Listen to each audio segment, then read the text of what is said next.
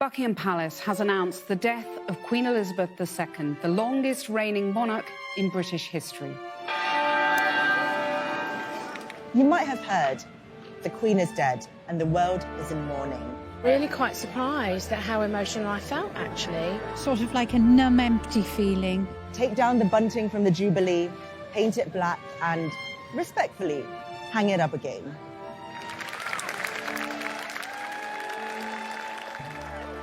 But respect doesn't have to mean reverence, even if she was a bit like the nation's Nan. Many people find it hard to overlook the fact that the global significance and power of the British monarchy stems from the enslavement and exploitation of people of colour.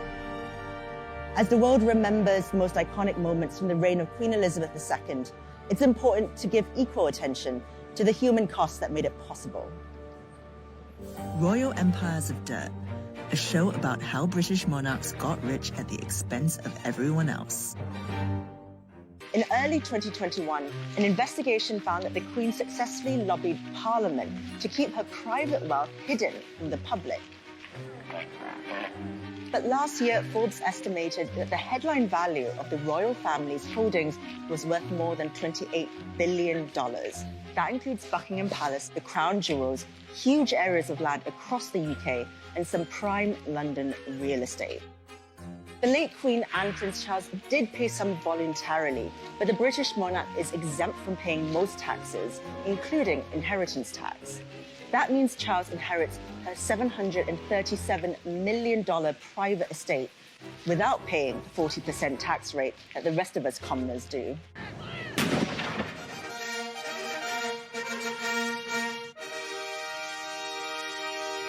The crown of the United Kingdom of Great Britain and Northern Ireland come to the Prince Charles Philip Arthur George.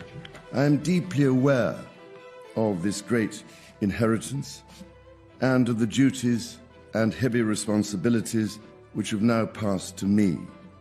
Now that Charles is king, £1 billion worth of property that belonged to him outright will also now pass to Prince William. It's fair to say that the Windsors will not be weighing up whether to heat or eat this winter. But where did these riches come from in the first place?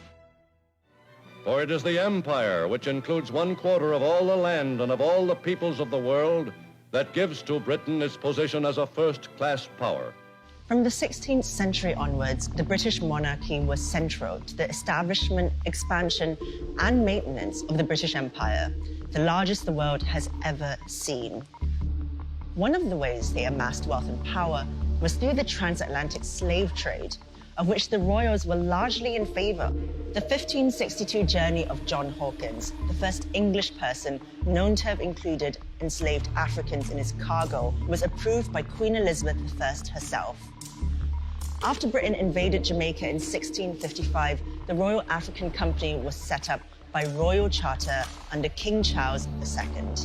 Its purpose was to control the West African slave trade and protect the British monopoly against the Dutch.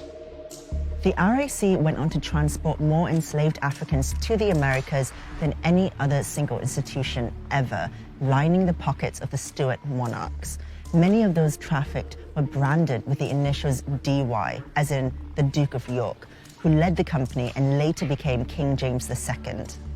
Britain's shameful history of slavery is inextricable from the royals who were so eager to profit from it, and that barbaric legacy extends today.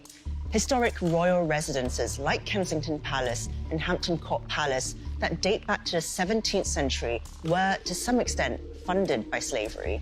So while it's hard to tell just how much of the Windsors' wealth derives from slavery today, it quite literally helped to build the roofs over their heads. And these days, it's the British taxpayers who are footing the maintenance bill. In 2014, they paid $7.6 million to refurbish a 20-room apartment for Will and Kate in Kensington Palace.